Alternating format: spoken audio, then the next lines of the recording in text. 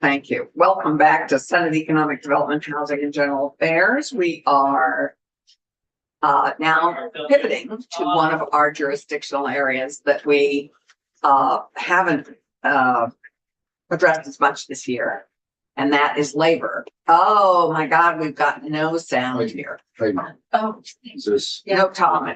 It's just the present time. So does that mean we can start again? They just didn't hear what you just said. Just please. Okay, so welcome back to Senate Economic Development, Housing and General Affairs. We're now pivoting to labor and one of our jurisdictions. And we're going to begin with a bill F-37, which is a bill that extends unemployment insurance benefits to our school support staff. And there are two parts of that bill, if you're following along. And we're going to be really focusing today on Section 2, although we will address some of the issues that are involved in Section 1. We're going to today mostly focus on Section 2. So Rebecca and Colin would welcome you to get to sort of tee us up on why this, tee us up as it were, we play golf here together, to tee us up on this issue. And I think you've met us all. So you've met Thomas, David, and so okay, great. And hi, great. So it's yours. Right. So thank you for having us today. My name is Rebecca McBroom. I'm the general counsel for Vermont ADA, and this is my colleague, Colin Robinson. Good to see you all. So we are the Vermont ADA is the association or the labor union for the educators in Vermont in our public schools and some of our historic private academies. So we represent all licensed teachers and those organized in our public schools, and then most of the support staff.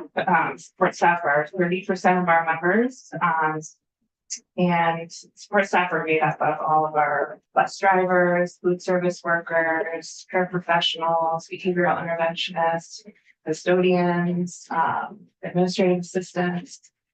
That's the next one, probably. Service and maintenance, but you know, there's a lot of categories of support staff that help meet the needs of our kids.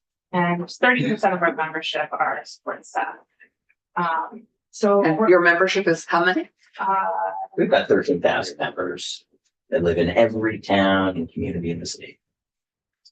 So the issue here and why we think this bill is important is that educational support staff in our Vermont public schools are some of the most vital yet overlooked members of our school communities.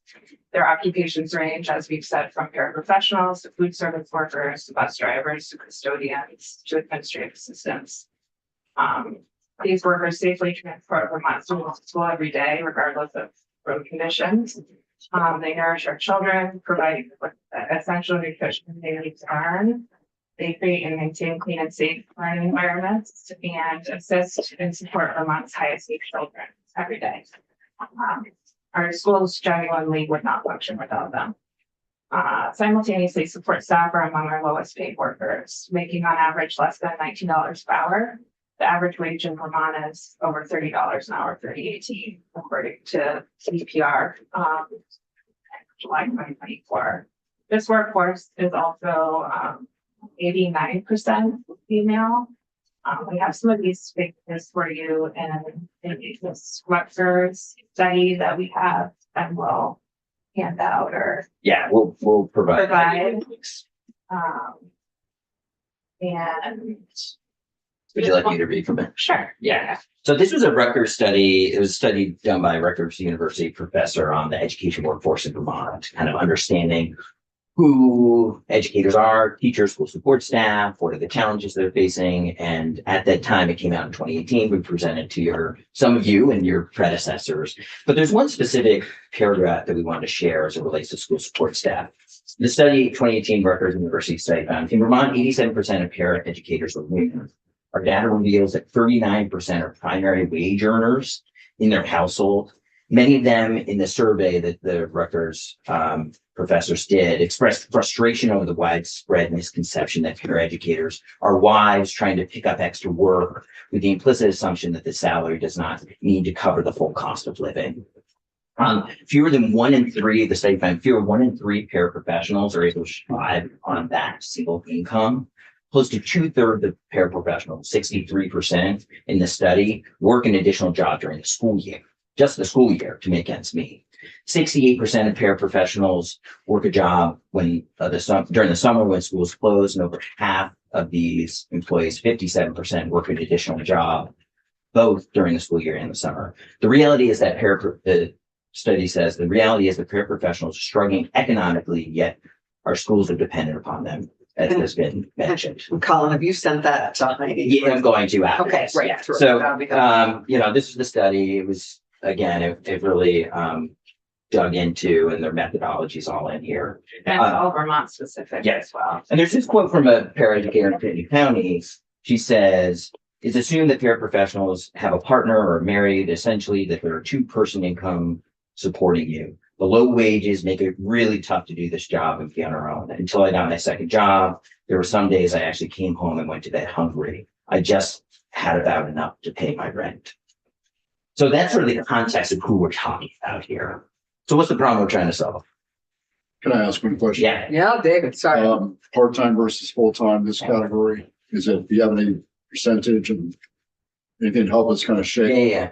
these full-time folks? So that's actually in the other document that we're gonna provide for you from the ETI. That's an additional burden for a lot of these folks is that they're also, not only are they paid lower, they're actually not provided 40 hours a week. A lot of them are working less than that. They're like working 30 hours a week. Even those that are considered full-time, the hours are still somewhat limited to the work. But there's a range. So not only is the pay low, the hours are limited in some way as well, which makes it even more difficult. So what percent of to tag on to David's question, what percent of the support staff are full-time? I assume it's considered their job for the school year, Correct. but not all full-time. But just to clarify my last statement, so Yeah. full-time might be 33 hours, right? Or 35 hours. That's as much as they have During the school year. during the school year. Oh, I get that. Yeah. I hear all that. Yeah. But back to Senator Clarkson's point. Half of them are Part-time. full-time? Yeah. Kind of context. Yeah. I would say the vast majority of school support staff would fall into that full-time category, as mentioned by Rebecca about sort of the 30-hour cutoff.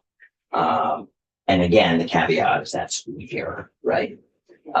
So that is the universe of folks we're talking about. The folks who tend to be school year support staff, some custodial maintenance folks, some administrative assistant folks. Calendar year, sorry, I misspoke. Calendar year support staff would be those types of individuals. Less likely to see it in food service, paraprofessional, behavioral interventionists, et cetera, et cetera. Okay. David? Tom? No, Continue. well, just curious, are they paid by the hour just for the school year, or are they paid full year? You know, some contracts allow you take the whatever 8 months or so, 9 months of service, Yeah. but they get paid 12 months of the year. Yeah. Is it just the time that they're working during the school year, and then during the summer there is no pay? Is that, there's a nuance there that's Yeah, important. no, that's a good question. Yeah. So school support staff are only compensated, obviously, for the hours that they work. The hours that they work are during the school year.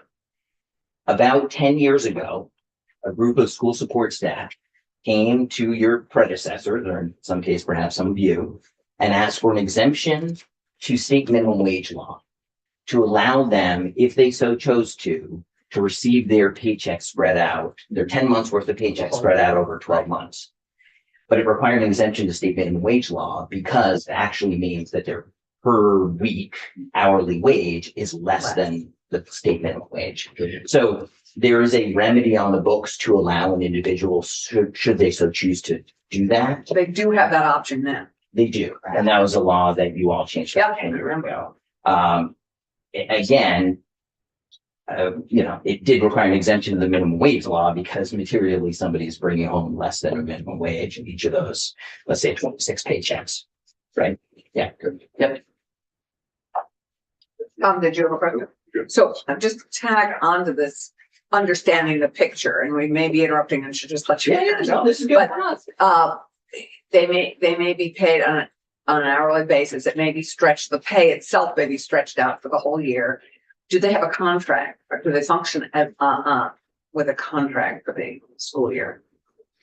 Yes, they do. So both support staff and teachers sign an individual contract for the following year. Yes. And just an assumption I would make is administrative support staff would be full-time, would be very full-time. Yeah. Most are, think about an administrative assistant working for a principal, for instance, superintendent. Yeah. They're all pretty full-time. Okay, sorry. Yeah. Take They're custodians. cleaning Yeah. the buildings. Yeah. So clearly retention of these skilled workers is crucial for providing Vermont students with the support and education they deserve and the schools our communities deserve.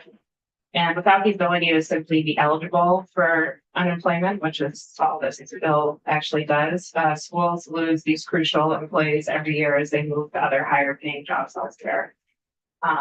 We have massive support staff shortages across the state, especially for paraprofessionals, and without whom mandated special education services cannot be provided. It's really a crisis right now.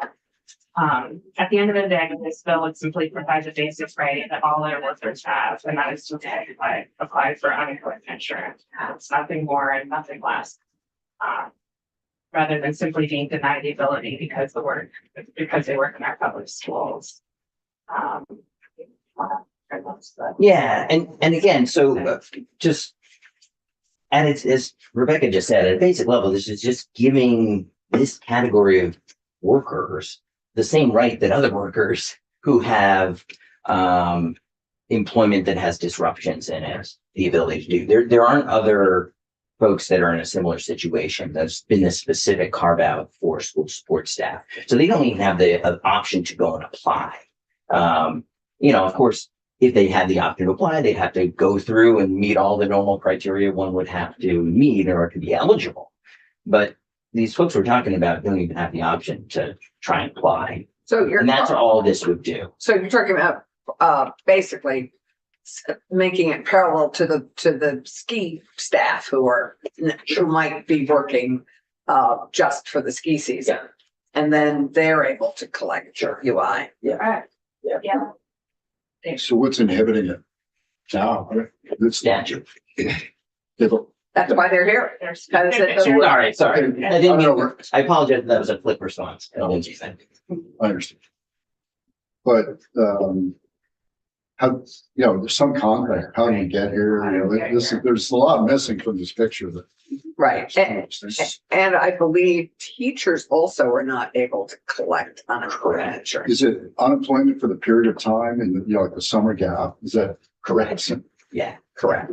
That's what this would, this contemplates making the school support staff eligible for. It wouldn't apply to teachers. And in fact, there's federal provisions that would prohibit, I think the term is primarily instructional duties. So teachers, college professors, et cetera, are federally prohibited from collecting UI.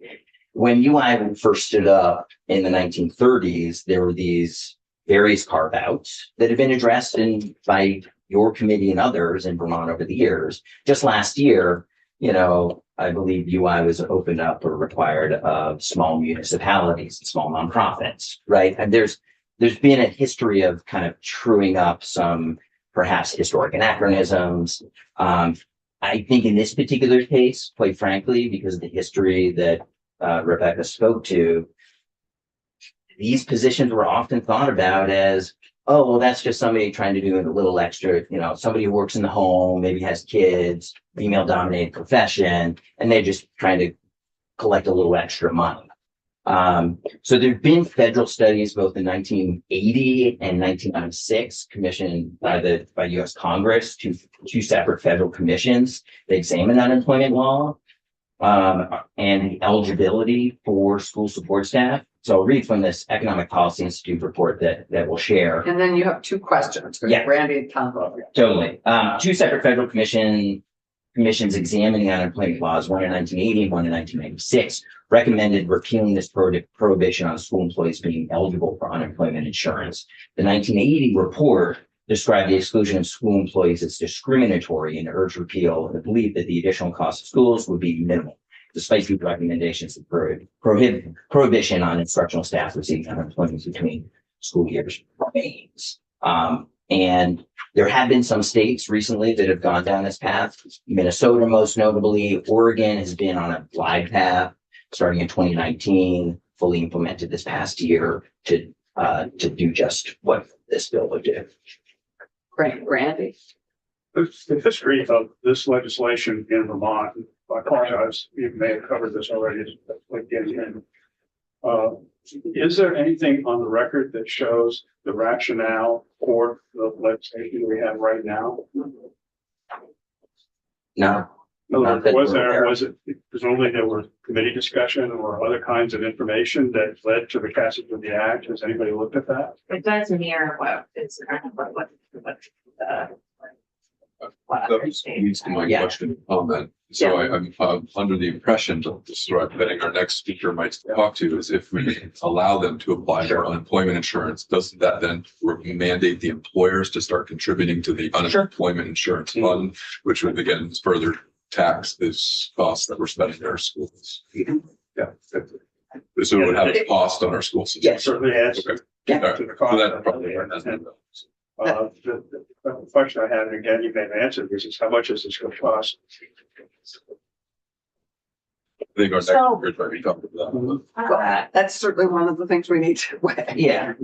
Well, so that we don't know indefinitely what it costs, but as we said, Minnesota has passed this, so it has been studied there of the cost, right? And the initial cost that they thought it was going to be in Minnesota ended up being much less. You have to actually factor into that, just because it's available doesn't mean everyone is going to take it up. Absolutely not. There's a lot of support staff who work during the summer and are able to make more money during the summer in another job, and those people will Well, essentially. who are paraeducators, for example, who are not teachers, are people that are in this particular category. And I would assume that, and it's maybe an assumption that the record needs to look at, and why teachers were treated differently. Wasn't part of the rationale that teachers get an annual salary and that they are in fact receiving that salary, but they're receiving it in a compacted way?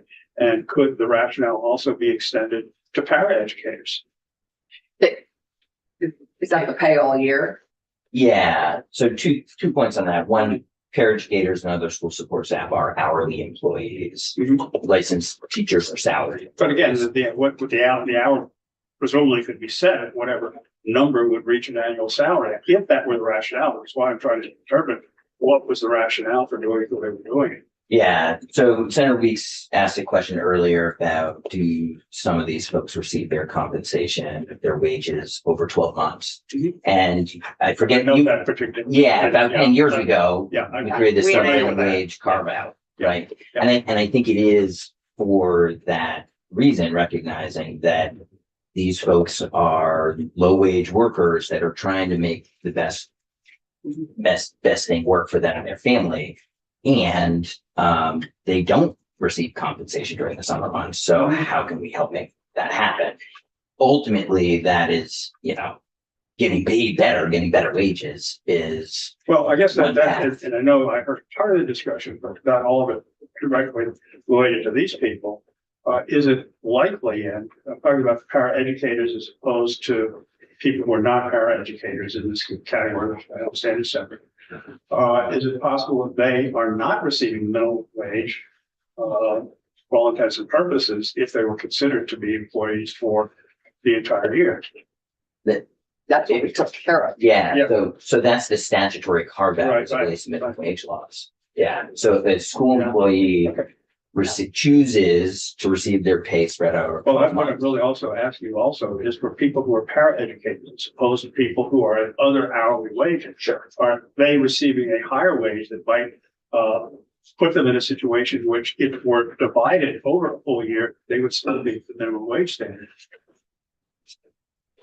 To be honest with you, Senator, I'm not sure I'm following your exact question, so I apologize. I want to make sure I respond to. Right, if the salaries that they're receiving for, the School support the staff. the school support staff, I'm Yeah. really talking about para educators. But they're who are a bus drivers subset and of that. administrators. Right, Yes. a subset of that. Are all of them receiving, would all of them receive a minimum wage if their salary was divided into 12 months? No. No, that's where I'm at. Yes. And that was the problem that we No, saw. I realize that bus drivers might not and others, but I'm asking about para educators. It depends on the job category and the specific wage that they receive. But to your point, the law was changed to recognize that there would be a subset of school employees who, if they chose to spread their wages out, would be receiving a supplementary wage.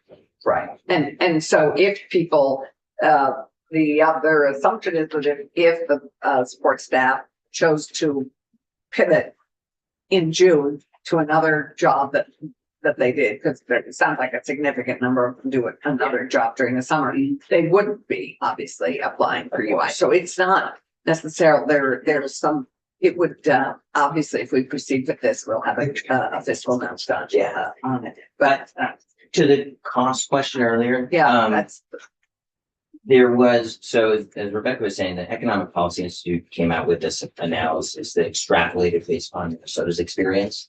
And she was saying their initial estimates were it was going to be much higher, much more costly than it was in reality. So what was done is they extrapolated that Minnesota experience and said, okay, what would it cost in each state? And I believe based upon this analysis, it was around $5 million. Based on the take-up rate, the experience in Minnesota, overlaying it with what is known about the school support staff. In Illinois, yeah, they utilized, because Illinois did it for 2 years during the peak of the pandemic. They didn't make it permanent, but it was something that they utilized as a workforce retention strategy. interesting. Okay. Sorry, And that's also, that's not being looked at in that deep dive document that we'll share. So the mechanics then. So what this bill does, at least what we're discussing, is eliminating 21 VSA 1349 C2. And the operation of that would be that school staff would not be specifically excluded from eligibility for unemployment. And sort of not treating them as essentially home workers, other workers who are furloughed without choice because an employer is it's inoperable for a period of time. They have no work. It's not at their discretion to continue working, right? So, just over that. I would just add here that most of these workers, we believe, would choose to work for the full year if they could. We talked about their pay and that it's low in comparison. These folks are really working in the school because they love being there and they like supporting students. It's a passion for them. You can talk to any one of our support staff members and you can see that. may I just ask a question there, which is, there are a number of special needs kids that are that get help all year long. How many of your paraprofessionals continue for the summer working with individual students and get paid as a result for the whole year? It depends on whether or not that's an option, right? So if there's some sort of summer school and it continues to operate and there's still students there that have those needs, then there is work for them and they will stay on, but I don't know. I believe how there are common that a number of is. special needs kids that where that help happens independent of school after school's over. Those types of things would be figured out in an Right. IEP. And as Rebecca mentioned, there's summer school. So make no mistake, there are school year-round Yeah. support staff working summer school, et cetera, whether it's a summer school for all youth, whether it's a specific summer program for a child with intensive needs. I don't know that we have the specific numbers on it, Right. but we can kind of do that. So the issue though with not, so for not having this for many of these workers is that it makes this workforce really unstable, right? So if they And retention.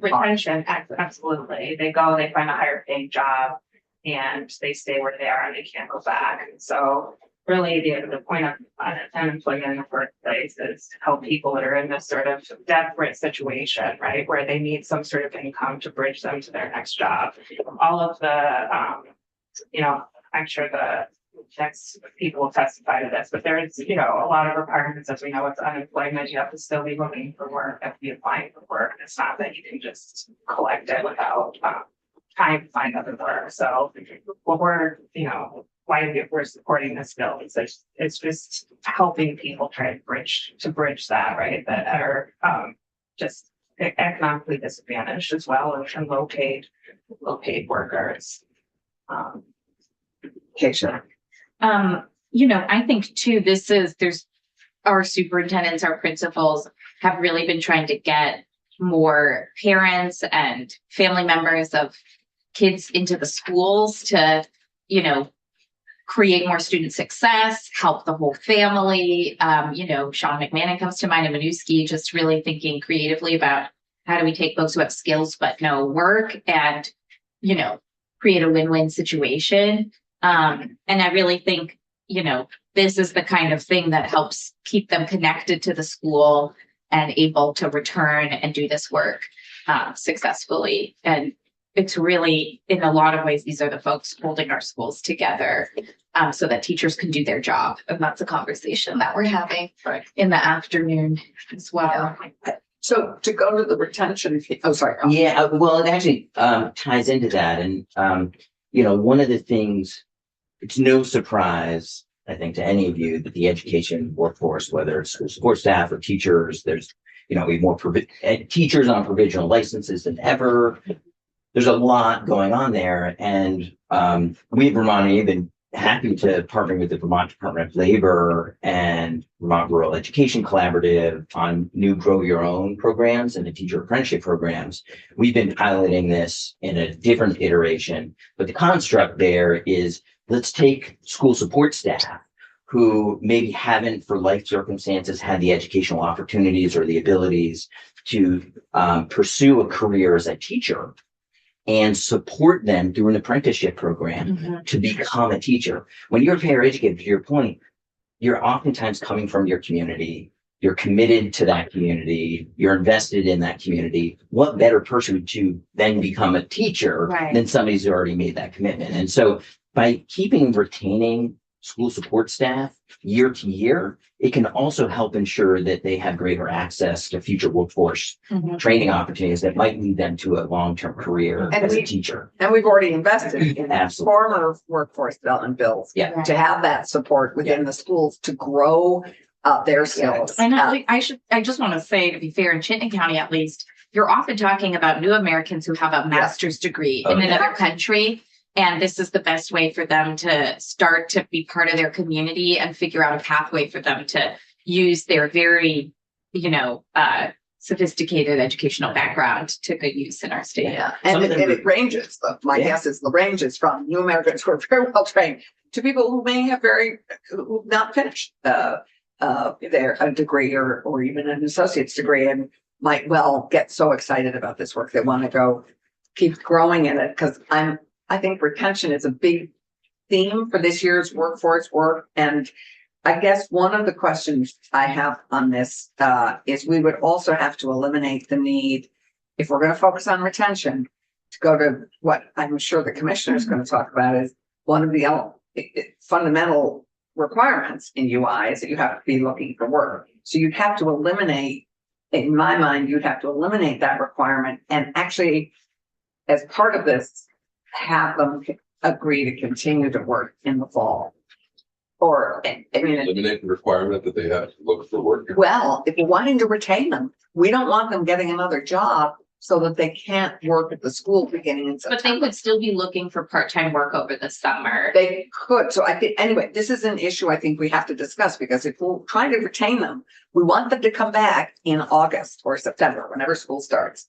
So yeah, we're looking for work, but it would be short-term work. I mean, it's just an issue, I think, on flag. Well, I just don't want, I don't want it to get into a place of using the UI system to help, you know, just bridge people. I think we're talking about the benefits of people being bridged by this, you know, but I think we get into a little bit of trouble if we took the work. I don't even think federally we can take the work search requirement away. I'm actually not sure, but Well, I think the whole idea of unemployment insurance is it is not a steady income. It is a bridge right. while someone looks for a Exactly. job. Exactly. And so doing what's Mhm. being talked about here is fundamentally different than what unemployment. Well, I would actually say though, we have a lot of seasonal workforces that take advantage of unemployment already. Exactly. We just haven't, we haven't framed it as like, there are other They jobs they can still take have in to the look out for a season. job. Exactly. They I just still think we have should to drop look the for a idea job. that we're not doing. Okay. I'm just gonna acknowledge the commissioner who's over here. Just to help bring some clarity, Mike Harrington, Commissioner of Department of Labor, they actually would be able, since if they have a return to work date, to not look for work. Okay. And so, again, I think Okay, that is great. something that Okay. the Thank committee you. would have to. But we let other seasonal workers do that. Are there? Yeah. As long as it's within the return to work date. Thank you. That's why you're up next.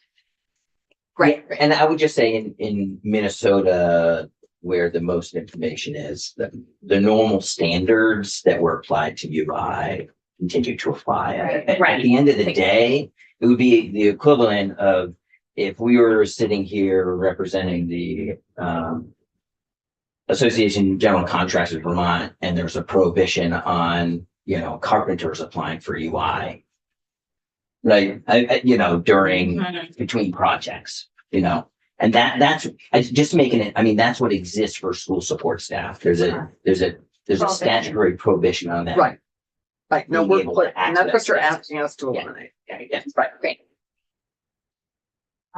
The retention, I think you wanted, Well, if we haven't talked about that, but just to what is your retention on? Well, here's the support issue, staff? and this is especially since the pandemic, that how drastic it is, not just for teachers, as Paul was talking about, but for support staff, which is, it's even harder for us to try to track, which we've been trying to do.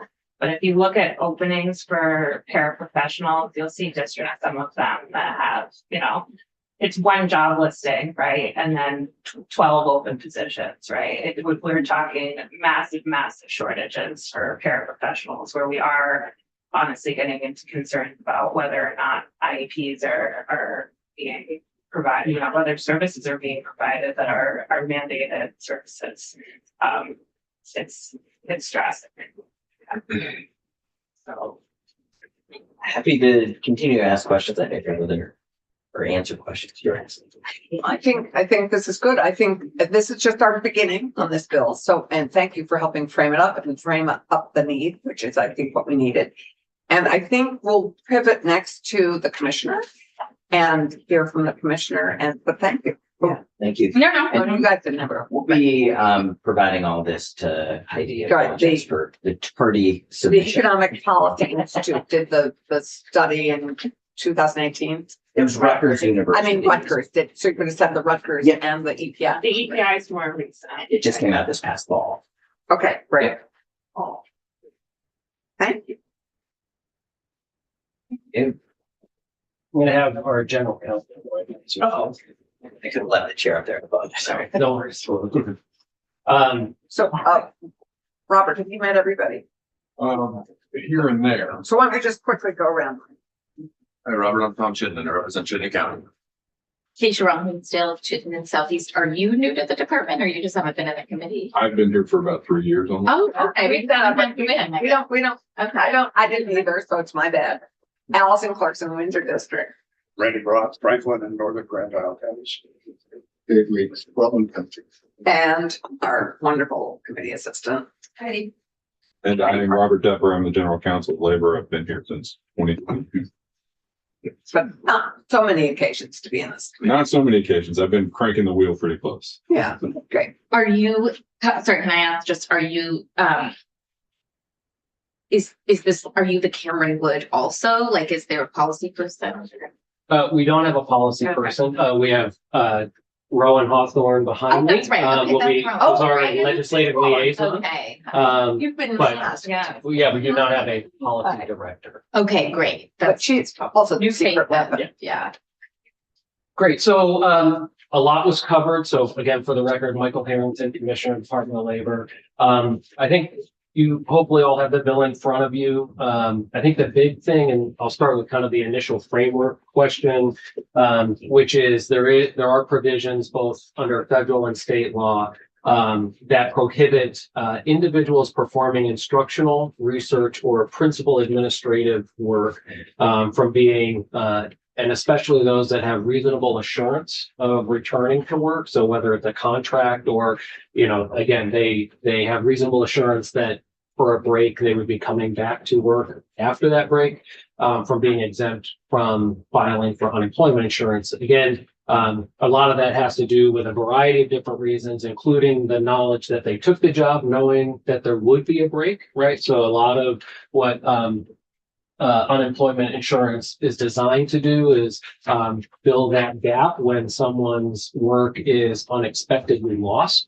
Their employment is unexpectedly lost. So in this case, these individuals that are working for school systems are know upfront when school breaks occur, and for how long, and that they also know that their job will be there when the school break concludes. I don't want to go down the rabbit hole of the whether or not these individuals are deserving of unemployment. I think our role here is really just to share with the committee what the implications are of a particular bill like this. Right. We talked a little bit on the work search piece. They could fall under the return to work provision that would preclude them from having to look for work as long as that was within a 10-week window. Is that a federal or a Vermont provision? Well, it's not a federal provision other than we have the authority to set a return to work week window. Some states have longer return to work weeks, some don't. Under our law, they are instructed. It is pretty broad in saying that they are instructed to look for work as directed by the Commissioner of the Department of Labor. But is it 10 weeks? It's currently 10 weeks. It's been 10 weeks even before this administration. So there were no changes made to the return to work window under the Scott administration. Right. I think there's a couple different components when we talk about who is this population, whether it includes or does not include paraeducators. I think there's one area that we might want to draw clarity should this bill move forward, and that is, the fact that paraeducators are instructional. They are providing instruction to students. And so that's a one area that we have concerns about. I think at the end of the day, my position is anytime we want to change laws that even on the surface brush up against federal requirements, that we like to run those by our federal partners to make sure it doesn't run afoul, so we don't get to the 11th hour trying to pass a bill and then find out that it's non-conforming with the federal law. So that's one area I think we want to focus on. The other piece that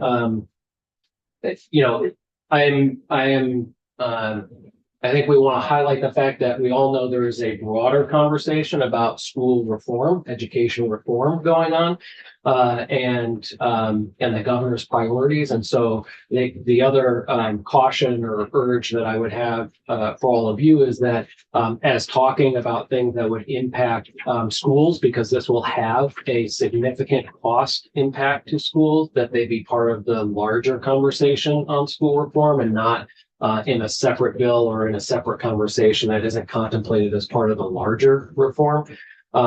For instance, when we look at teaching assistants, paraeducators, I had Matt Barowitz pull some occupational statistics for us. There's roughly around 4,500 to 5,000 paraeducators or teaching assistants in Vermont.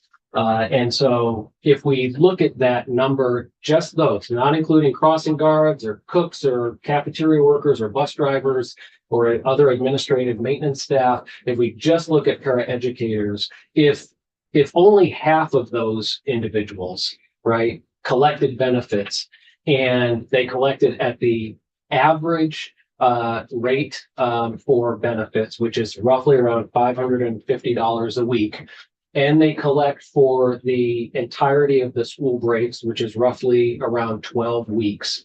When you count summer, winter, February break, Thanksgiving break, and all the associated holidays, you're looking at a price tag of about $16 million in unemployment benefits. And under Vermont's statute, and these employers, these schools are predominantly reimbursable employers. So they are required to pay back the unemployment insurance trust fund dollar for every benefit dollar that's paid out. And so that is a $16 million price tag that would then move to the schools, that would then move to taxpayers to determine how to repay the trust fund. I think if we move forward, we'll have joint fiscal do a note on it. It sounds like there's some data from other states already that it's significantly lower than they expected. Yeah, and I would say those are again, having not read those, but trying to take a modest approach to this, I think we're going to see significant uptake of this. And that's just, again, the number I gave was just half of the paraeducators. Right. So if all the paraeducators applied at the same rate, you're talking almost $40 million. And that's not talking about crossing guards, cooks, cafeteria workers, bus drivers, and so on. Right. So they had suggested that Colin and Rebecca had suggested that 30% of their 13,000 members are, and that's not all support staff or members, I assume, but it's more like, would be probably just hovering around 4,000 or just not quite as many as. Yeah, I think that's probably significantly lower than what we would expect on a draw in the system. So again, those are the types of things you all need to consider. Again, we wouldn't know until we know who would draw on this system. But we're trying to take a conservative approach, but I think we also have to be prepared for what I'll call it the worst case scenario. I'm not saying that the situation is bad or that this is bad. I'm just saying that the most that we could draw on the system would be significantly more.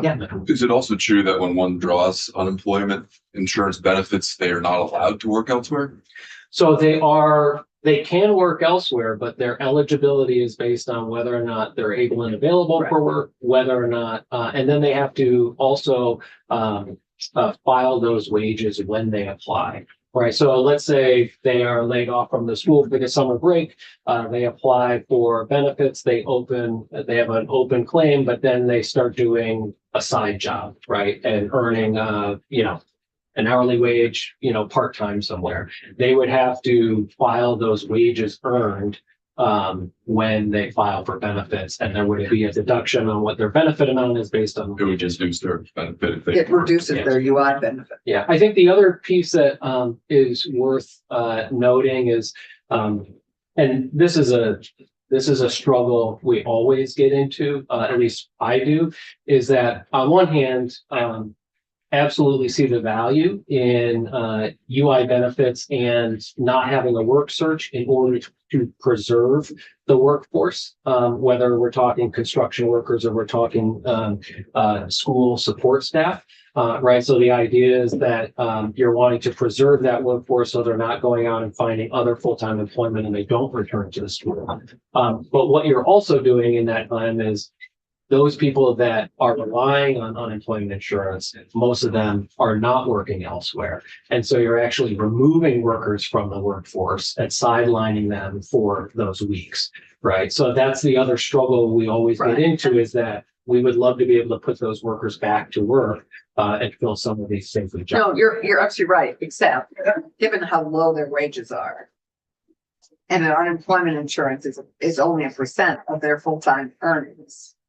It's not, there may be an incentive for them to earn a lot more and not file because they might, during a summer job, be paid a lot more. Sure. So it's to me, but we do not see that in the construction. So what we do see in the construction industry in the winter is winter, for outdoor construction.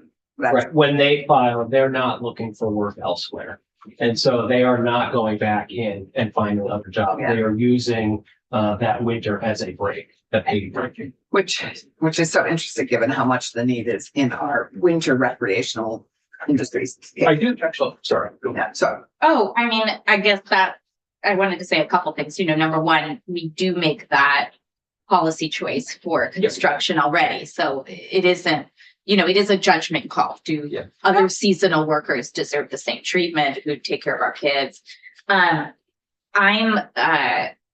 aware from just trying to look into this that Minnesota has taken a similar path. And I don't know if you've talked to anyone in Minnesota.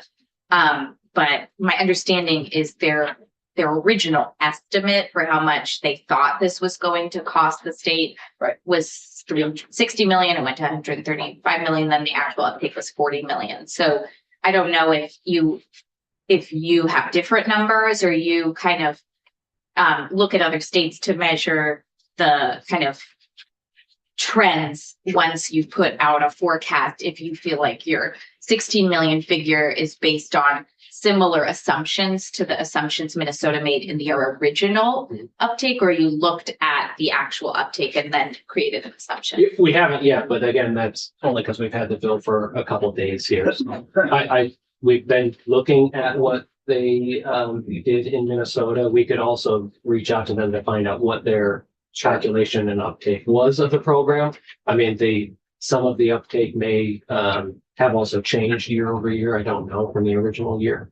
The other piece I wanted to also highlight as we look at this is that just again, this is occupational data from Matt Barowitz's shop as our labor market information director. So I wanted to look at median. One of the pieces that I wanted to make sure we had in front of us was what the median wage is. So for teaching assistants, which would include paraeducators, the median wage is $38,620. For crossing guards and flaggers, it's $41,540. And this is 2023 data, so you can presume there's roughly a 3% increase. Are you talking about like a full-time crossing guard? Yeah, this is what their median annual wage is. Yeah. For the 9 months they work. Where is this? It's the occupational wage data that is published out of, it's on our website. It's on, in Matt's figure.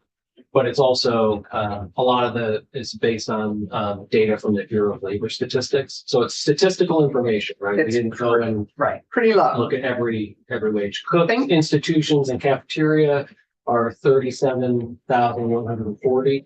And then bus drivers are 48,860. And that's just the median. So like random factoid that may or may not be true from Google, I'd be interested to look into is it says Vermont ranks 50th out of 50 states nationwide for school crossing guard salaries. Yeah.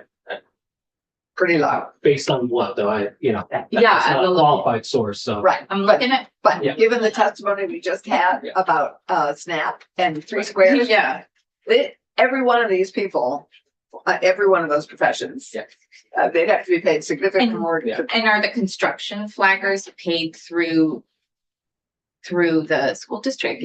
I believe so. Are these But- all construction no, flaggers? not No, school. crossing guards. Okay, I thought you said two. Well, it calls it. Oh, The that's the section category. is the Okay. category is crossing guards and flaggers. Okay. So again, I'm Low not income. arguing the that it's a good salary. It certainly is not, and it's extremely low. I think what goes into that is are they part-time? Right. So many of these folks may work significantly less than 30 hours a week during a school year. And I hope we'll get some of those figures, Colin and Rebecca, from you on that, because it sounds like most of them work between 30 and 40 hours a week. So roughly. Yeah, again, we're talking paraeducators, which is much more aligned to a full-time job versus bus drivers and crossing guards, which would be I would assume a much lower on the hourly scale. And many of them do other things during the course of the day for the school. So if you could get us that would be, I think, helpful. The composition of the support staff we're looking at. I may pause, see if you have anything that is come your way that you want to add, or anything that you think I missed in our prep conversations. No, I don't think you missed anything today, just in that. Thanks, that's, I think we'll plan to, put our thoughts in writing and provide those to the committee. that would be great. So, And the mat figures that he Yeah. has, that would be helpful. yeah. And, do you want to just briefly, because I want to turn to some of the labor, proposals that, Keisha had. Do you have just a quick thought on, section one, which I had not planned, right. Section one is an additional piece, which may be more of a heavy lift for us this year than we had anticipated with this. Yeah, and so again, there's an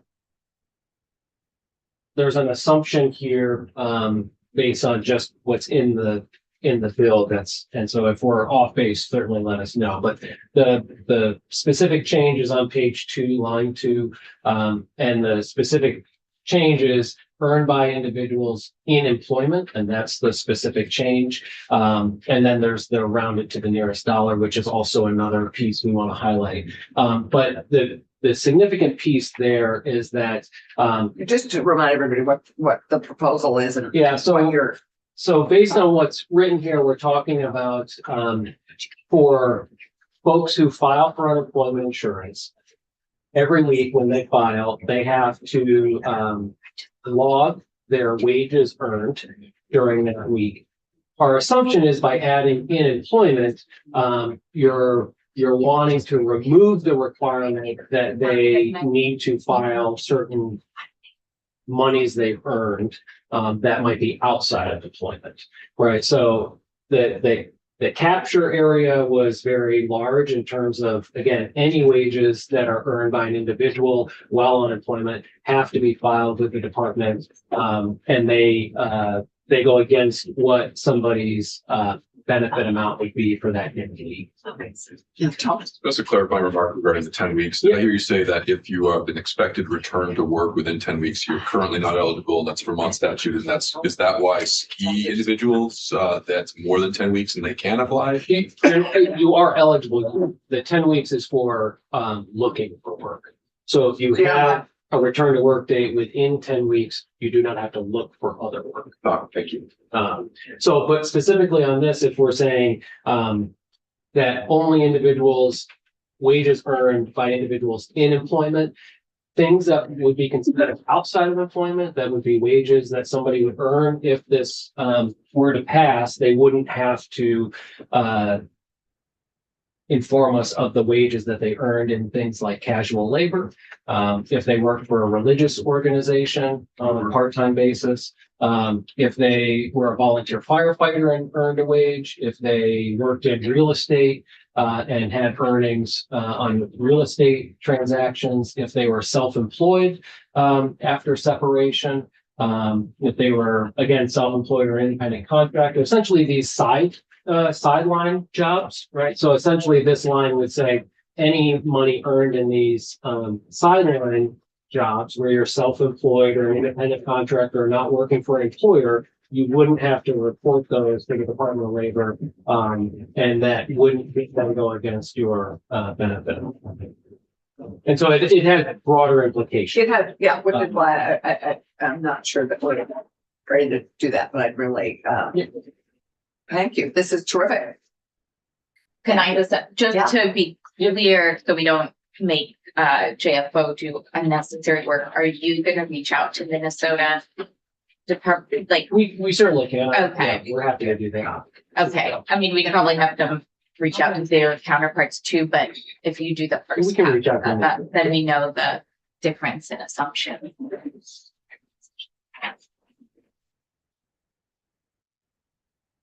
Well, if I Right. could just add that when we're talking about the change in the wages to employment only, I think that would be worthwhile for the committee to look at the relationship with the change in 1343-2, to include the idea being to include paraeducators, because when you have that gap in employment in school terms, if they are in fact looking for part-time work or different types of work, that change to only certain types of employment could impact that thought process. Got it.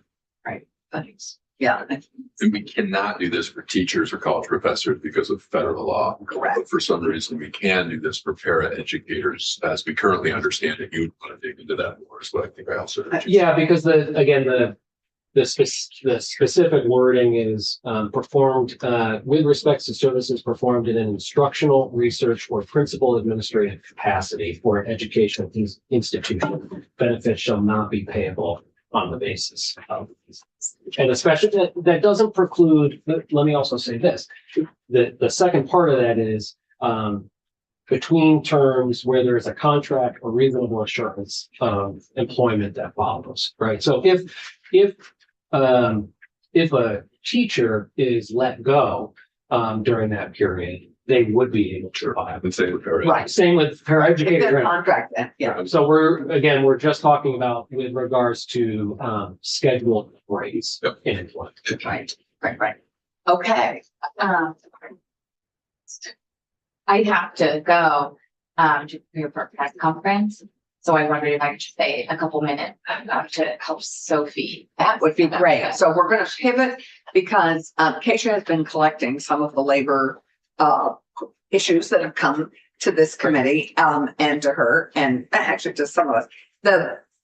And so I'd love to have Keisha tee it up if she could. Yeah. And we're all being encouraged to come up at 12 for the Yeah. press conference, but just to remind us all on childcare. So given that's a labor issue too. Yeah. Why don't you tee it up and then we can maybe walk through some of them with Sophie, or we can end early and we can take them up at another point.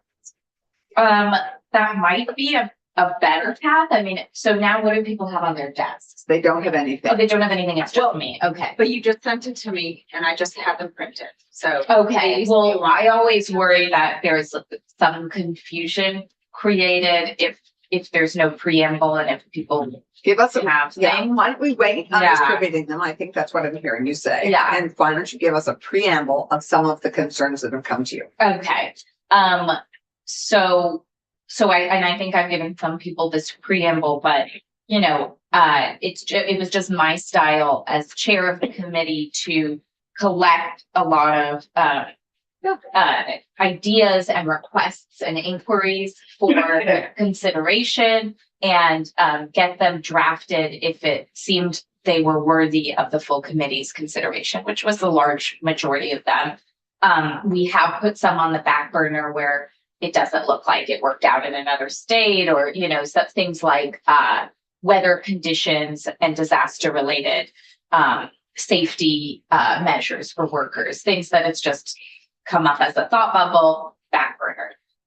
The things that felt right for consideration, some of them are, you know, work that Senator Brock and I did in the farm worker study this summer and fall.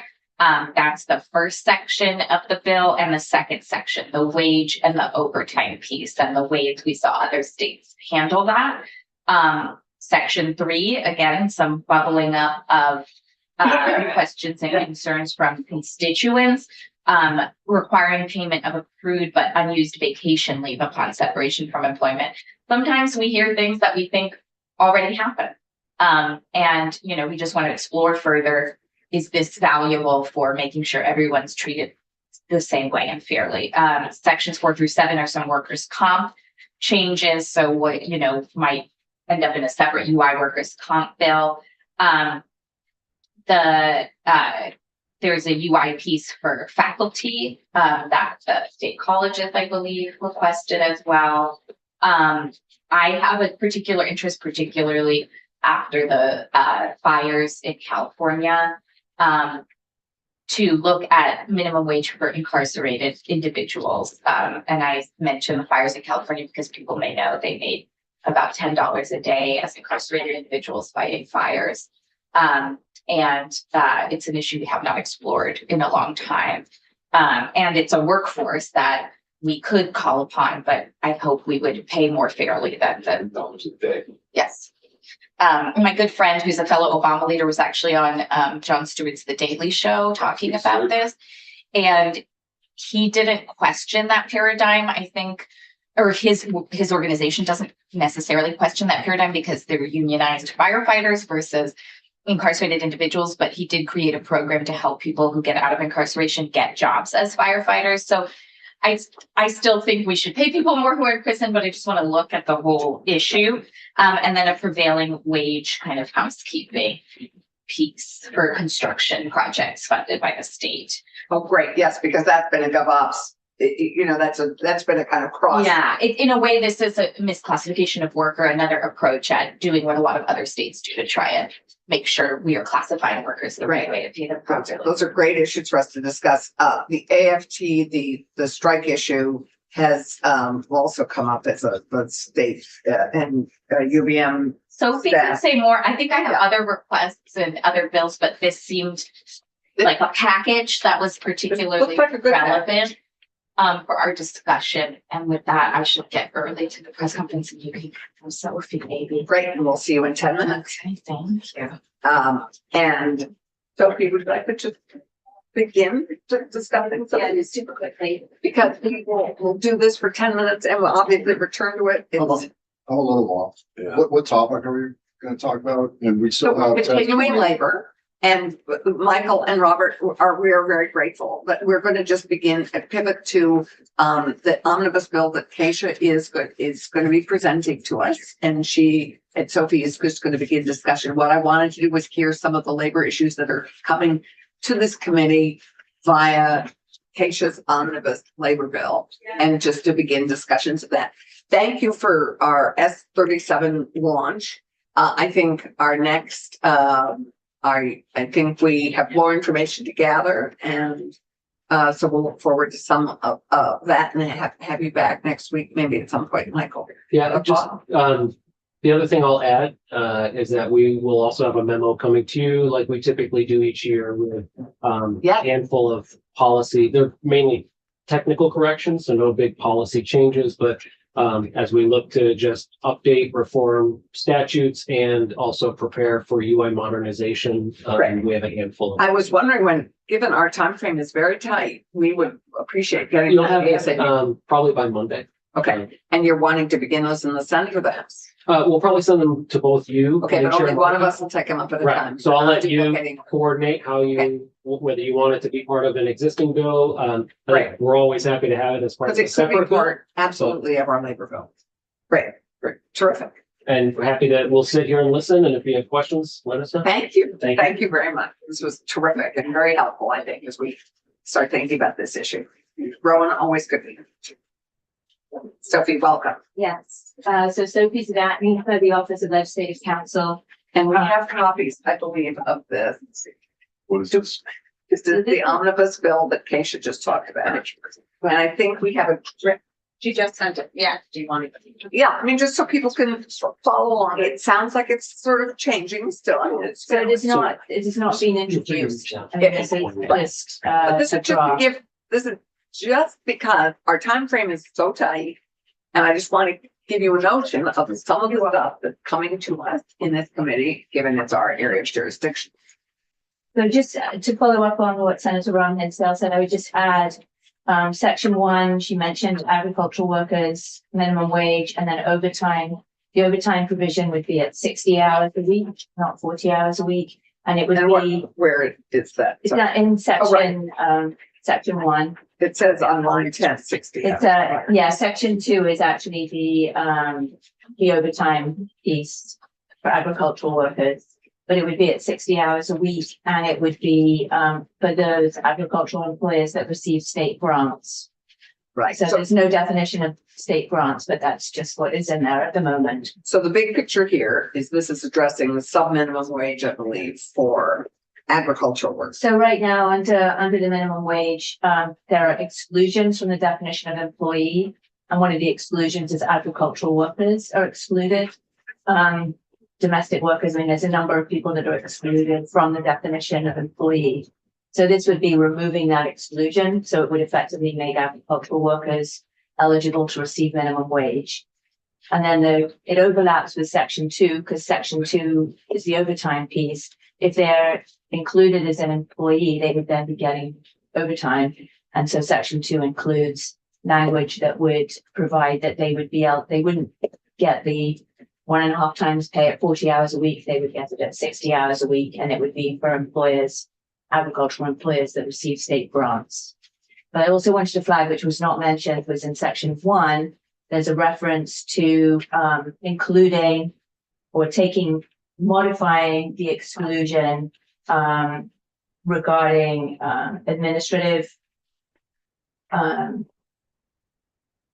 bona fide or executive administrative or Yeah, professional Top of capacity. page 3. Right, which says pay the salary at least equal to $1,128 a week, which is around $58,000 a year. What this effectively would do is the Department of Labor under the Biden administration was moving up the salary threshold for when people were eligible to receive overtime. So this would effectively, which has been struck down, so it's not happening at the federal level, this would be providing it at the state level.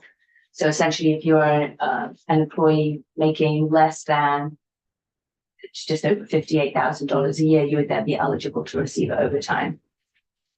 So I just wanted to make sure that was listed. The other one I wanted to So add. this would apply to all workers, not just agricultural workers. Right, that's what all workers. So any worker that earned Right, 58,000 a year roughly would be eligible for to receive overtime. overtime. Where that again? That's okay. Top So- of page 3, Top of page three. three. in section 1, top of page 3, line 3. So what that does is Okay, it's a bit confusing because under 383, they define employee, and then in 384, they say, employees receive overtime. So it's kind of straddling the two. But if that's the impact that it would have. I would just note the reason that it was struck down at the federal level was because it's actually a 2-part analysis. It's not just a salary threshold, it's also what your duties are. So that's, just to be aware of, that's why it got struck down at the federal level, was the courts felt that you were focused from the Department of Labor was solely on the salary threshold and was kind of ignoring the duties test. Right. So just something to be aware of. So The other things that were listed, talking about unemployment compensation, it was for contingent faculty, so it would be for adjunct faculty, not for full-time faculty. And so that was section, and sorry, that's section. that would be section 8. But I just wanted to make sure that was clear. Can I go Oh, back? okay. I was a little kind of triggered by the fact that this is going back to the minimum wage on page 3, that it was listed per week. So that caught my attention. But if you roll that out to a year and then bring it back to an hour per hour, it's like $26.8 per hour. I didn't do that calculation. I have not. Well, I just did. Skills. And I'm curious, seems intentional that it wasn't per hour. So this is just how it was done at the federal level. It was based on the weekly amount, and then just extrapolating out, because that's usually, these are people that aren't typically paid on an hourly basis. These are salaried people. So people tend to think in terms of annual salary. So that's why I'm saying it's just over 58,000. Okay. So what's the rationale for this? This was basically is what was happening at the federal level under the Biden administration. This was a proposal to expand the number of people that can receive overtime. And as I say, it got struck down at the federal level, but this was to bring what had been proposed in on the state level. So it makes them eligible for overtime. Eligible It's not for- a mandate, right? Or is it? It would, well, essentially this would require you to pay overtime if you're earning below this amount. If you're earning above this amount, then you would not be eligible for overtime. This is part of a much longer discussion. Right. But right now, if you fall into, if you're a bona fide executive, administrative, or professional employee, and those all have definitions, you're not eligible to receive overtime.